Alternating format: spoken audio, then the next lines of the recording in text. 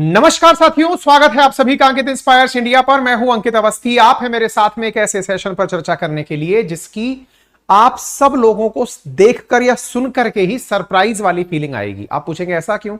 क्योंकि जब से हमास और इजराइल के बीच का संघर्ष शुरू हुआ है, भारत ने संभवतया पहली बार अपनी तरफ से गाजा पट्टी में हुए एक हमले की निंदा की है। और जब निंदा की है तो साथ में भारत के प्रधानमंत्री ने डिमांड की है कि जिम्मेदारों पर कार्रवाई की जाए। आप ट्वीट देख सकते हैं प्रधानमंत्री नरेंद्र मोदी का। यहीं से हम सेशन की शुरुआत कर रहे हैं। Civilian casualties ongoing conflict are matter of serious and continue concern, those involve should be held responsible. 18 अक्टूबर 1:30 बजे की खबर। क्या है पूरी खबर आज के सेशन में बताएंगे। जैसा कि आप सभी को मालूम है कि देश के द्वारा यानी इजराइल के द्वारा गाजा पट्टी में इन दिनों अब जनता जो बैठी हुई है उसको यह कहा गया है कि वो अपनी अपनी जगह को छोड़ करके जगह दूसरी बदल ले, यानी कि उत्तरी गाजा से दक्षिणी गाजा की तरफ चली जाए। और ऐसी स्थिति में आज सुर्खी में गाजा सिटी है, एक हॉस्पिटल है जिसको लेकर के दुनिया में भयंकर बवाल मचा हुआ है। ना केवल बाइडेन का इजराइल पहुंचना बड़ी सुर्खी है, बल्कि इस हॉस्पिटल साइट के कारण दुनिया भर में भयंकर तरीके से सड़कों पर, रोड पर लोग उतरे हुए हैं। और विशेष रूप से पैलेस्टीन के समर्थक लोग हैं जो सड़कों पर उतर करके दुनिया भर के देशों में इजराइल के इस हमले की निंदा कर रहे हैं। आज का यह जो हमला है वो सभी अखबारों की कहीं ना कहीं सुर्खी बना हुआ है। सुर्खी तो संभवतः बाइडेन का इजराइल पहुंचना बनना था कि कैसे इतने कठिन टाइम में भी, युद्ध के समय में भी बाइडेन इजराइल पहुंच गए। सुर्खी तो इसे बनना था, लेकिन सुर्खी बन गया कि क्यों हाल ही में एक हॉस्पिटल पर हमला हुआ और वहां पर 500 सिविलियन की मौत हुई। क्या है पूरी कहानी डिटेल में बताएंगे और आज के इस सेशन के माध्यम से यह बताएंगे कि भारत ने क्या इजराइल को लेकर अपना रुख बदल लिया है, क्योंकि भारत ने गाजा पट्टी पर हुए एक हमले की निंदा की है और उस निंदा में जिसको जिम्मेदार है उसको, जिम्मेदार को, रेस्पॉन्सिबल को ठहराने की बात की गई है। बड़ा ही अपने आप में इंटरेस्टिंग है आज का सेशन डेट्स के लिए। चलिए आगे बढ़ते हैं।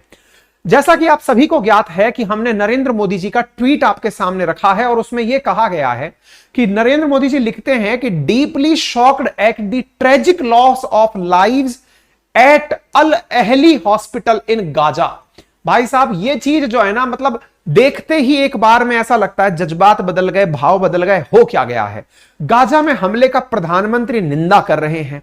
कईयों के तो ऊपर से ये जा रहा है कि यार ये हो क्या रहा है। अभी तक तो इंडिया बार बार कह रहा था इंडिया स्टैंड्स विद इजराइल, लेकिन ये क्या हो रहा है? इंडिया गाजा के साथ जाकर खड़ा हो गया है क्या? देखिए, एक चीज तो पहले यहां पर समझना बहुत ज्यादा जरूरी है। इसको आगे लेकर चलें उससे पहले, इंडिया फिलिस्तीन के कभी भी खिलाफ नहीं था। इंडिया, मैंने कई सेशन अब तक कर दिए हैं जिसमें मैं बार बार एक ही बात बोल रहा हूं, इंडिया टू नेशन थ्योरी पे विश्वास रखता है। इजराइल के साथ साथ फिलिस्तीन के एग्जिस्टेंस की भी इंडिया बात करता है। तो पहला पॉइंट तो यह है कि किसी को यह नहीं समझना है कि भारत कहता है कि फिलिस्तीन मिटा दो। नहीं, इंडिया फिलिस्तीन का भी सम्मान करता है। नंबर दूसरा, इंडिया ने विरोध किस चीज का किया है? आतंकी हमले का विरोध किया है और कहा है कि आतंकियों को मत छोड़ो चाहे कुछ भी हो जाए। लेकिन यह नहीं कहा है कि आप सिविलियन को मारो। अब सिविलियन को किसने मारा, यह बड़ा खेला हो गया है। आइए चलता चर्चा करते हैं। अगर आपको अपडेटेड रहना है दुनिया भर में जो भी चल रहा है, देखिए सेशन भले ही रात को 9 बजे हो रहा हो, लेकिन हम अपने द्वारा ट्वीट आपको जैसे ही कोई घटना आती है उस समय अपडेट करके दे देते हैं, क्योंकि हमारी जो रिसर्च टीम है पूरी तरह दुनिया भर में न्यूज को, आप सोचिए कि बाइडेन जिस समय लैंड नहीं किए थे, हवा में थे, 3 मिनट पहले हवाई जहाज देखकर हमारी टीम ने ट्वीट कर दिया था कि बाइडेन जो है वो लैंड हो रहे हैं। आप इससे अंदाजा लगा लीजिए कि अंतरराष्ट्रीय खबरों पर हमारी टीम बहुत पारखी नजर रख के आपको अंकित कुमार अवस्थी नाम से जो हमारा ट्विटर हैंडल है उस पर अपडेट देती रहती है। तो समय निकालकर अगर मिल जाए तो आप वहां जाकर हमें हमारे हैंडल पर फॉलो कर सकते हैं। हमने सुबह ही ये जानकारी दे दी थी। चलिए तो आपको सुनाते हैं थोड़ी कहानी जब से हमने आपको छोड़ा वहां से लेके अब तक की। देखिए हुआ क्या, सोमवार से इजराइल के अंदर शीत सत्र शुरू हुआ। जैसे इंडिया में होता है ना, 3 प्रकार के सेशन होते हैं, मानसून सत्र, बजट सत्र, मानसून सत्र और विंटर सत्र, यानी कि सेशन संसद के अंदर। ऐसे ही जो इजराइल की संसद है उसके अंदर शीत सत्र शुरू हुआ सोमवार को। थोड़ी ही देर सेशन चला, अचानक अलर्ट बजने की आवाज आने लगी, सायरन बजने लगे। सायरन बज रहे थे, एक महिला सांसद बोल रही थी, जैसे अपने सांसद बोलते हैं ऐसे इनके यहां भी बोल रही थी। अचानक उसने अपनी स्पीच बंद कर दी। उसके तुरंत बाद प्रधानमंत्री और जो सांसद थे वो तुरंत वहां से निकल लिए। कहां चले गए? अचानक सांसद मतलब सायरन बजना शुरू हुआ। तेल अवीव करके जो जगह है, जो कि अपन जिसको राजधानी मानते हैं इजराइल की, वहां पर इनकी संसद में भाषण चल रहा था। सायरन क्यों बजा? क्योंकि कोई बम आकर गिरा था। इजराइल के प्रधानमंत्री ने जब अपना भाषण दोबारा शुरू किया, आप तस्वीरें देखकर अंदाजा लगा सकते हैं, ये अपना भाषण दे रही हैं, भाई जो हुआ उस पर अपनी तरफ से बातें रख रही हैं, संसद में चर्चा हो रही है। अचानक सायरन बजने की आवाज आती है और सब लोग इधर उधर तितर बितर करके भागना शुरू कर देते हैं। इजराइल की संसद के अंदर भगदड़ मच जाती है, क्योंकि आतंकियों ने इजराइल की संसद के पास में ही कहीं बम फोड़ दिया था। मतलब यह हुआ कि हम लोग जो खबर सुन रहे हैं कि इजराइल की सेना द्वारा अटैक किया जा रहा है, असल मायने में इजराइल पर अभी तक हमले रुके नहीं हैं और इजराइल की राजधानी में जाकर बम गिरा है। इसका मतलब तो आप सोचकर देख सकते हैं कि इजराइल में क्या हालात मचे हुए हैं। ऐसी स्थिति में इजराइल के प्रधानमंत्री का बयान आता है। वो कहते हैं कि हमारी आजादी को 75 साल हो गए हैं, लेकिन आज भी हमें देखकर ऐसा लगता है कि हम आजादी की जंग ही लड़ रहे हैं। उन्होंने कहा कि मैं इस बात को कबूल करता हूं, संसद में उन्होंने स्वीकार किया कि इस बात में कोई चूक नहीं है, कोई दो राय नहीं है कि हमसे गलतियां हुई हैं। गलतियां किस मामले में? कि जो 7 अक्टूबर की घटना हुई, जिसमें बड़ी संख्या में इजरायलियों की मौत हुई, उसमें हमारी सुरक्षा में चूक हुई है, यह हम स्वीकार करते हैं, लेकिन अब उसे दुरुस्त करने का समय है और हम उस बदले को लेकर रहेंगे। ठीक है साहब, यह निकल गया सोमवार निकल गया। आज बुधवार के दिन आप ये सेशन सुन रहे हैं, तो फिर मंगलवार को क्या हुआ? अब देखो, यहां पर एक बड़ा पॉइंट निकल कर आता है। इजरायली सेना हमास को टारगेट कर रही है। हमास फिलिस्तीन का क्या इकलौता, मतलब एक तरह से समझ लीजिए कि इजराइल का मतलब फिलिस्तीन की तरफ से या गाजा पट्टी की तरफ से उनकी तरफ से लड़ने वाला कोई इकलौता संगठन है क्या? आज आपको पता चलेगा कि यहां पर भी लड़ाई चल रही है इस बात की कि नाम तुम्हारा ही क्यों हो रहा है। दुनिया में सब तरफ हमास ही हमास क्यों हो रहा है? गाजा पट्टी में भी एक अलग संघर्ष चल रहा है, हम उसे बताएंगे आपको। अच्छा, अब क्या होता है साहब? मंगलवार के दिन खबर आती है कि गाजा पट्टी में अल हैली अरब अस्पताल करके एक जगह है, जहां इजरायली सेना के द्वारा बम गिरा दिया गया है, जिससे 500 लोगों की मौत हो गई है। और यह जानकारी दुनिया को किसने दी? हमास के स्वास्थ्य मंत्रालय के प्रवक्ता के द्वारा यह जानकारी दी गई। 500 लोग मारे जाने की खबर। कहां पर? जरा मैप पर देख लीजिए। इस जगह, ऐसा जगह क्यों दिखाया जा रहा है? यह गाजा सिटी के अंदर जगह क्यों दिखाई जा रही है? इसलिए दिखाई जा रही है असल मायने में, क्योंकि अगर आप ध्यान से देखें तो यह पूरी तरह से रिहायशी जगह है। रिहायशी मतलब जहां जनता रहती होगी, और उसके बीचों बीच कोई हॉस्पिटल है। हॉस्पिटल को टारगेट करके बम गिरा दिया गया, और बम गिराया गया तो हॉस्पिटल में जो मरीज थे, जो घायल थे, उनकी भी मौत हो गई। और आप इस घटना के बाद दुनिया भर के अंदर जो अखबारों की झड़ी देखते हैं, भाई साहब, जहां देखें Al Jazeera, India Today, Rolling Stone, NDTV, Rediff, ABC News, जहां तहां हॉस्पिटल पर हमला, हाहाकार यानी मानवता पर हमला सुर्खियां बन गया भाई साहब। और ऐसी सुर्खियों में यह कहा गया कि यह हमला 2008 के बाद लड़े गए 5 युद्धों में अब तक का सबसे घातक इजरायली हवाई हमला है, जिसमें किसी अस्पताल को टारगेट किया गया है। अब आप इस विषय पर थोड़ा सा गंभीर चिंतन कीजिएगा।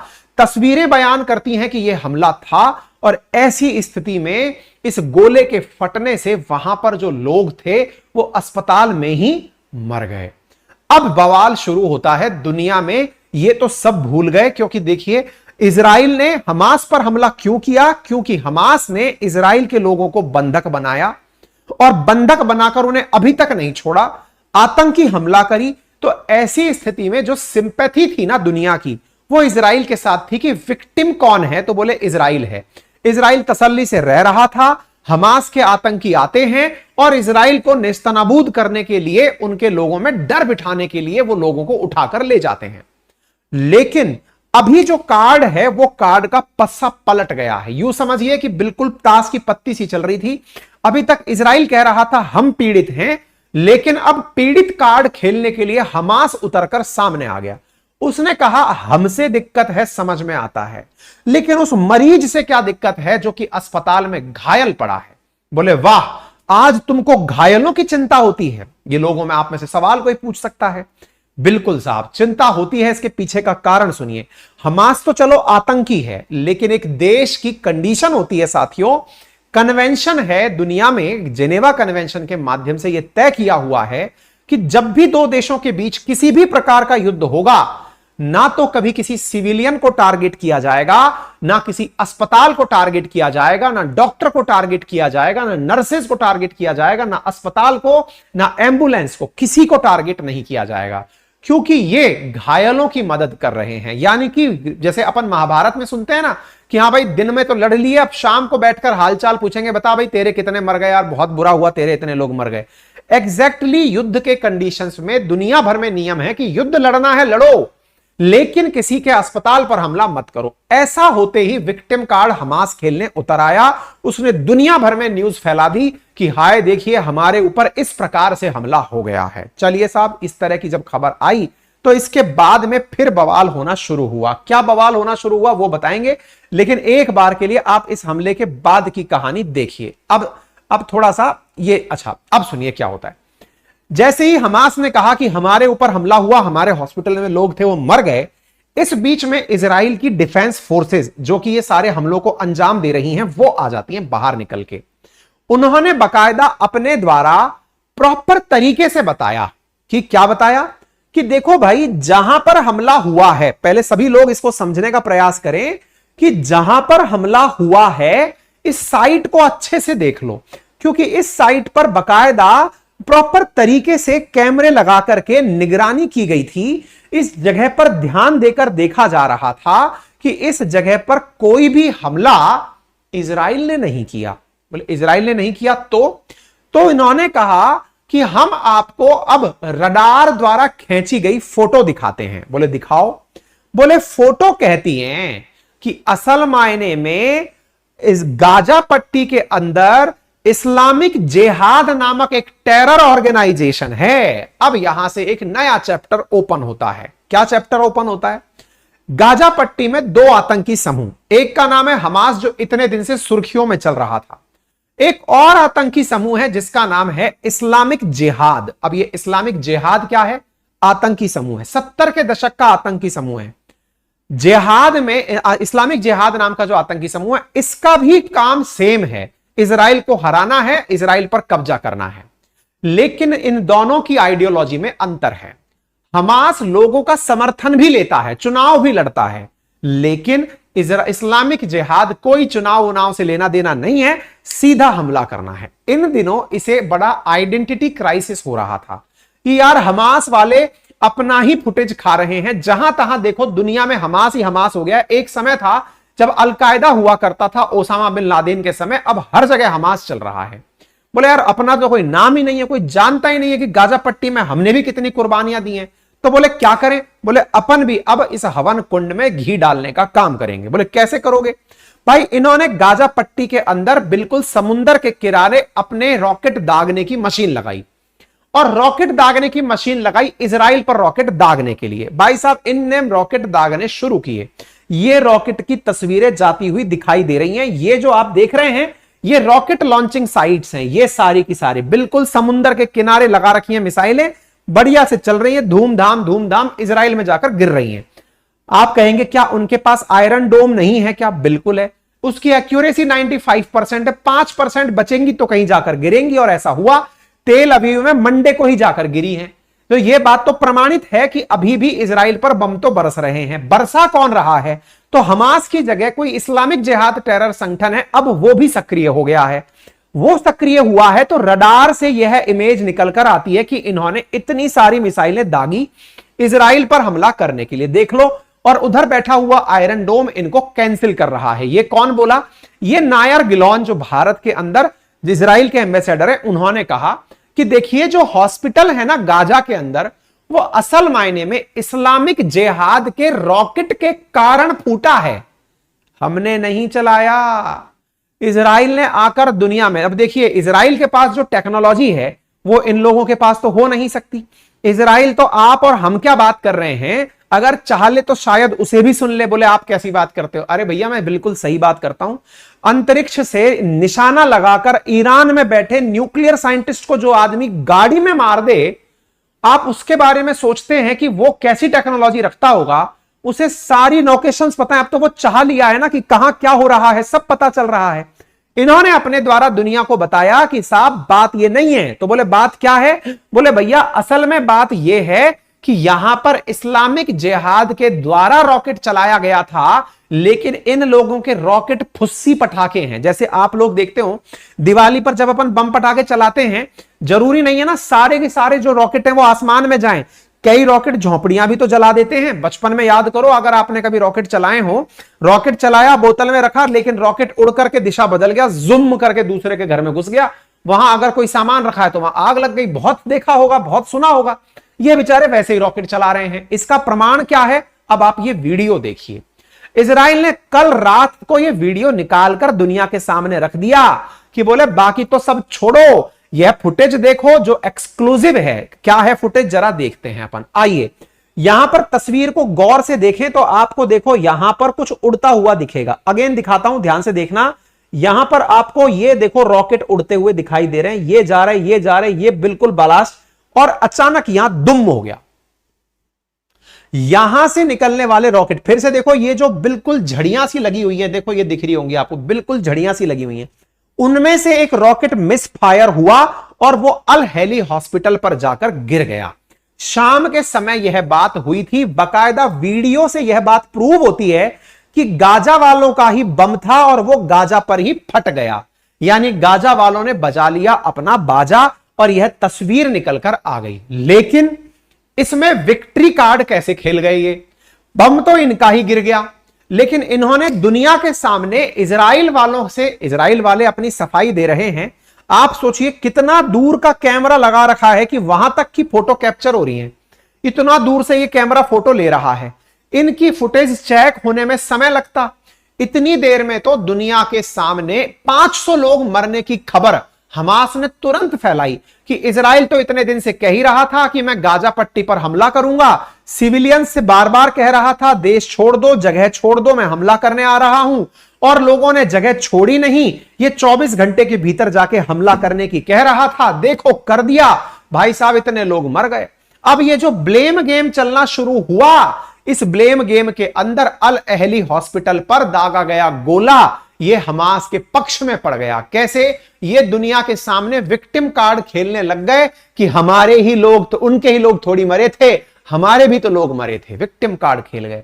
अब इस बीच में इजराइल ने अपने प्रवक्ता को भेजा बाहर कि भैया तुम जाओ और दुनिया को बताओ कि कहानी क्या है।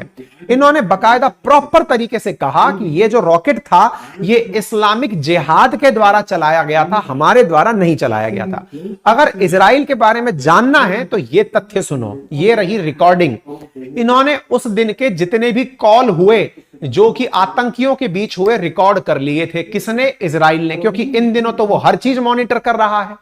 उसने जब रिकॉर्ड किया तो उसमें यह आवाज निकलकर आई जिसमें हमास का एक ऑपरेटिव दूसरे व्यक्ति से पूछ रहा है, अरे ये गोला कौन चला दिया? बोले सर ये गलती से मिस फायर हो गया है, ये किसी अपने आदमी ने चला दिया है, ये किसी और का काम नहीं है, इनमें से ही किसी ने काम कर दिया। अरे बोले यार ये तो दिक्कत हो गई, पर अब करें क्या? बोले विक्टिम कार्ड खेलो, इसको फैलाओ जितना जल्दी फैला सकते हो। बोले इजराइल चुप क्यों रहा इतनी देर तक? क्या वो दुनिया की प्रतिक्रिया का इंतजार कर रहा था क्या? बोले नहीं नहीं नहीं नहीं नहीं, प्रतिक्रिया का इंतजार नहीं, वो सत्य का इंतजार कर रहा था कि पहले सबूत जुटाकर दुनिया को बताऊंगा कि ये हमला मैंने नहीं किया। इजराइल अगर हमला करता तो वो डंके की चोट पर करता, उसे झूठ बोलने से कौन रोक रहा था? वो तो खुल के कह ही रहा है कि मैं हमला करूंगा, उसको तो झूठ बोलने की आवश्यकता ही नहीं थी। वो चाहता कि उसे अस्पताल पर हमला करना है, वो कह के करता कि ले भाई कर दिया। लेकिन वो यहां पर चुप रहा तो लोगों को लगा कि यार कुछ तो गड़बड़ है। असल में इन्होंने 10 रॉकेट दागे थे जिनमें से एक रॉकेट आकर के गिर गया। अब यहां से शुरू होता है इजराइल का अपने द्वारा बयान दुनिया को देना। नफ्ताली बेनेट याद तो होंगे आपको, इजराइल के पूर्व प्रधानमंत्री जो कि अभी मतलब नेतन्याहू के खिलाफ बैठते हैं, वो उतर कर आए और भाई साहब इन्होंने अमेरिका के न्यूयॉर्क टाइम्स को जो ट्रोल करना शुरू किया। बोले शर्म तो नहीं आती होगी तुमको, हैं? Shame on you New York times, shame on you. बोले क्यों भाई, क्या हो गया? तुमने इतनी जल्दी कर दी कि तुमको बस खबर छापनी थी कि इजराइल के द्वारा इतने लोग, 100 लोग मारे गए, पैलेस्टीन के ऊपर हमला कर दिए गया है। इतना जल्दी तुमने खबर छापने की जल्दी कर दी। क्या फैक्ट चेक करना एक अखबार की जिम्मेदारी नहीं है क्या? देखिए, जब युद्ध का समय होता है ना, तो उस समय, अभी तो कुछ नहीं है, मैं आपसे कह रहा हूं 1-2 साल बाद का कोई युद्ध देखना, उस समय तो इतनी फर्जी खबरें आएंगी, इतनी फर्जी खबरें आएंगी कि आप बिलीव नहीं कर पाओगे। पूछो क्यों? तब तक तो अखबारों में, अभी तक तो क्या होता है ना कि भाई किसी ने न्यूज डाल दी, अभी क्या हो रहा है, कुछ पुरानी न्यूज भी, जैसे टर्की की कोई पुरानी न्यूज क्लिप आ गई, रशिया की कोई पुरानी न्यूज क्लिप आ गई, मार्केट में तैर रही है। आने वाले समय में तो एआई से जनरेट होकर आएंगी न्यूज, आर्टिफिशियल इंटेलिजेंस के थ्रू। कैसे? ये देखिए गोला गिरा, एकदम रियल लगेगा आपको। ये देखिए नफ्ताली बेनेट ने कहा मारो इसको, उसने कहा हमास ने, मैंने मारा, बिल्कुल बिल्कुल लाइव दिखाया जाएगा। वो सब फर्जी भी हो सकता है। फिलहाल के लिए नफ्ताली बेनेट ने कहा कि न्यूज वाले हो, कम से कम अपने ऊपर ये तो तर्क रखो कि हम झूठ नहीं बोलेंगे। तथ्य चेक करना जिम्मेदारी किसकी थी? तुम्हें जिम्मेदारी लेनी चाहिए थी। ठीक है साहब। नफ्ताली बेनेट ने अपने द्वारा बेंजामिन नेतन्याहू के ट्वीट को रिट्वीट करते हुए कहा कि हम लोगों ने इस तरह लोगों को नहीं मारा है। जब इन्होंने अपने द्वारा यह क्लियर कर दिया इजराइल ने कि इन्होंने लोगों को नहीं मारा है, तब प्रधानमंत्री नरेंद्र मोदी का ट्वीट आता है। आप इधर देख सकते हैं, अक्टूबर 18 सुबह 2 बजे ही आ गया था नफ्ताली बेनेट का। भारत के प्रधानमंत्री का 1:30 बजे 18 तारीख की दोपहर में ट्वीट आता है, यानी आज ट्वीट आता है। और क्या ट्वीट है कि हम अस्पताल पर हुए हमले से काफी ज्यादा शॉक्ड हैं और हमारे द्वारा उन सभी को सांत्वनाएं दी जाती हैं जो विक्टिम्स हैं, जो पीड़ित हैं। तो अब उम्मीद है कि आपको एक चीज शुरुआत में जो बनी थी वो क्लियर हुई हो कि भारत ने जो हमला हुआ है इसकी निंदा की है, लेकिन यहां याद रखने की बात है, इजरायली हमले की निंदा नहीं की है। हम इजराइल की निंदा नहीं कर रहे हैं कि ये तुमने हमला किया है। इजराइल के लिए हमने कंफर्म कर लिया कि ये इजराइल ने नहीं किया है। अगेन ये आतंकियों का हमला है, आतंकियों ने किया है, क्योंकि इंडिया पहले ही आतंकियों की हमले की निंदा कर चुका है। Still India stands with Israel. India ने साफ कहा है कि जो जिम्मेदार हैं, यानी अब केवल हमास नहीं, इस इस्लामिक जिहाद को भी निपटाया जाना चाहिए। असल मायने में हमने यही लाइन बोली है कि भैया जो इन्वॉल्व हैं उन्हें रेस्पॉन्सिबल बनाया जाए। अब जब यह बात आई तो भाई साहब पूरा वेस्ट एक साथ उमड़ पड़ा। इमानुअल मैक्रोन हो चाहे जस्टिन ट्रूडो हो, सब लोग निकल निकल करके ट्वीट करना शुरू कर दिए कि इससे बुरा कुछ नहीं, एक अस्पताल को टारगेट बनाया गया। क्यों? क्योंकि साहब इजराइल ने सबके सामने अपनी न्यूज प्रेषित कर दी कि साहब ये अपना काम नहीं है, ये काम जिसका है उसको कहा जाए। तो भाई सब लोग उतर उतर करके आ गए। अब इसी बीच में दुनिया में लेकिन यह न्यूज फैल चुकी थी कि इजराइल का, क्योंकि देखो इतने दिन से चल क्या रहा है, इजराइल गाजा पट्टी पर हमला करेगा, इतने दिन से न्यूज चल रही है। तो इतनी देर में तो जब तक इजराइल सफाई देता तब तक दुनिया भर में पोस्टर लग गए। क्या? कि Israel bombs hospitals, Biden page for it. ऐसा क्यों कहा? क्योंकि असल मायने में जिस समय अस्पताल पर हमला हुआ उसके कुछ ही देर बाद बाइडेन जो हैं वो इजराइल पहुंच गए। तो भाई साहब न्यूयॉर्क में, अमेरिका के अंदर इस प्रकार के पोस्टर लगने शुरू हो गए कि देखिए बाइडेन ने अस्पताल पर हमला करने के पैसे दिए हैं। ह्यूमैनिटेरियन ग्राउंड्स पर लोग सड़कों पर उतर आए, फिलिस्तीन समर्थक सड़कों पर उतर आए, मानवता के जो समर्थक हैं वो सड़कों पर उतर आए। उन सब ने कहा कि भाई अस्पतालों पर हमला नहीं होना चाहिए। ठीक है साहब। ऐसी स्थिति में दुनिया भर में प्रोटेस्ट होने शुरू हो गए और दुनिया भर में जहां वेस्टर्न कंट्रीज देख रहे हो वहां फिलिस्तीन के समर्थक रोड पर उतर आए। इजराइल को भी लगा कि यार दिक्कत हमारे कहीं नागरिक के साथ ना हो जाए, किसी के साथ। इजराइल ने तुर्की में रह रहे अपने नागरिकों से कहा कि देश छोड़कर आ जाओ, क्योंकि तुर्की इस समय सेंटर में नहीं है, दिमाग उसका ठीक से नहीं चल रहा है। ठीक है साहब, कोई बात नहीं। इसके साथ साथ WHO ने भी गाजा में हुए अस्पताल पर हमले की निंदा की। जहां तहां जो देखो, WHO देखो, यूनाइटेड नेशन देखो, जो भी देखे वो सब इस्लामिक जिहाद द्वारा किए गए हमले की निंदा करने लगा। अब सवाल बना, इस्लामिक जिहाद इतनी चर्चा हो गई, ये है क्या?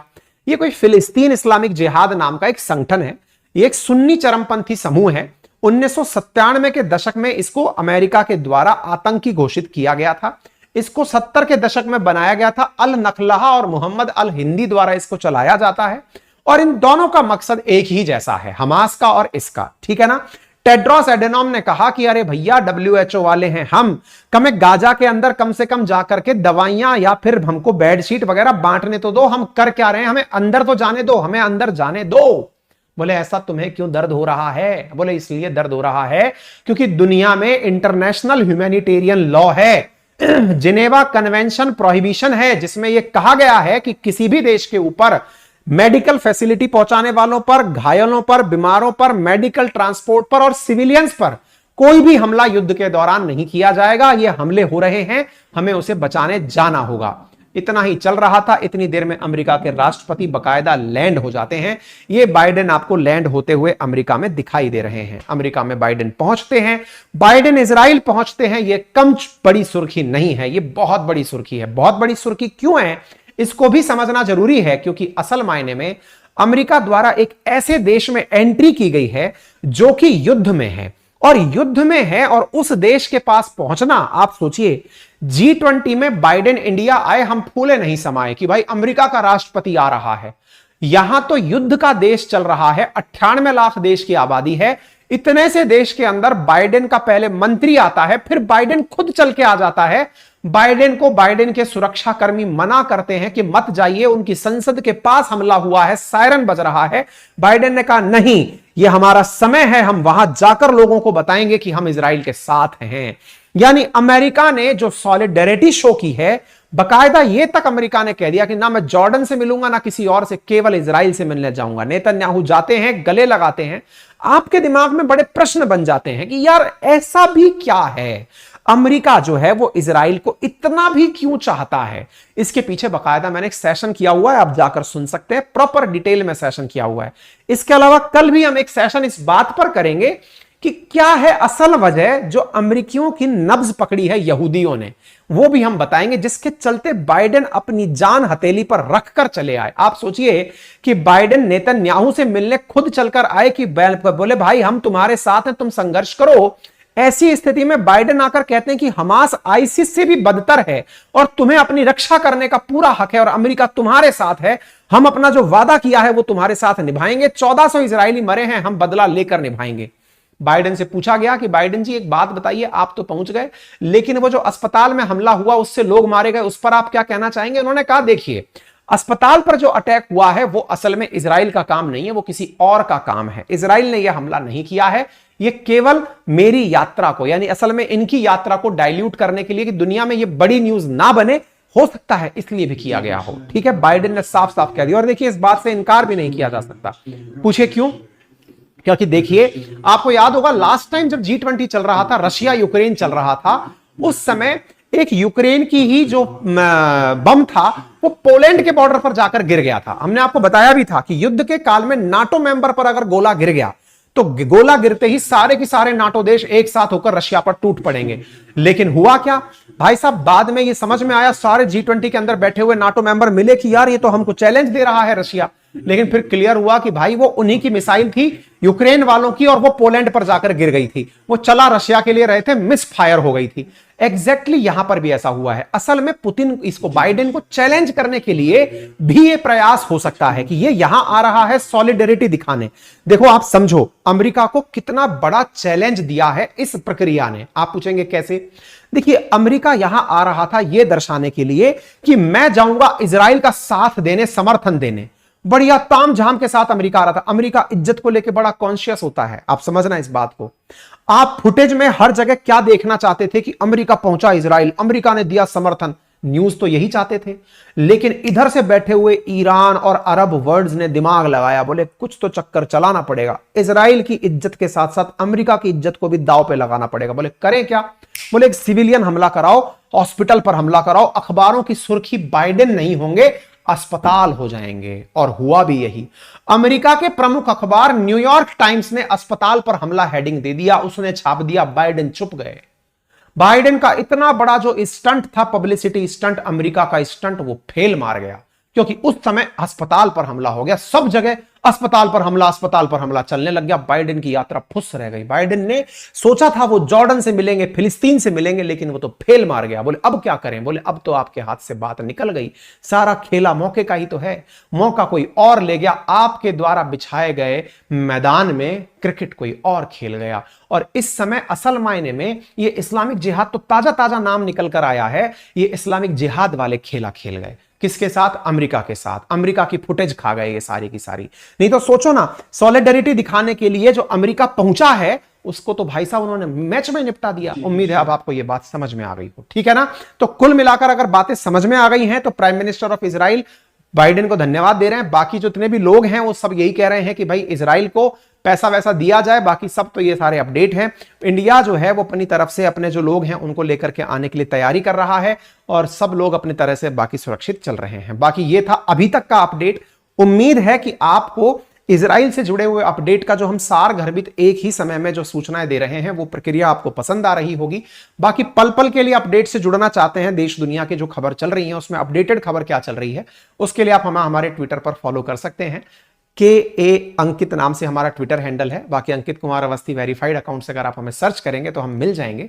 आप वहां जाकर भी हमें सर्च कर सकते हैं। हम दिन भर की जो भी ताजा खबरें आती हैं वो आपके साथ ताजा करते रहते हैं। फिलहाल के लिए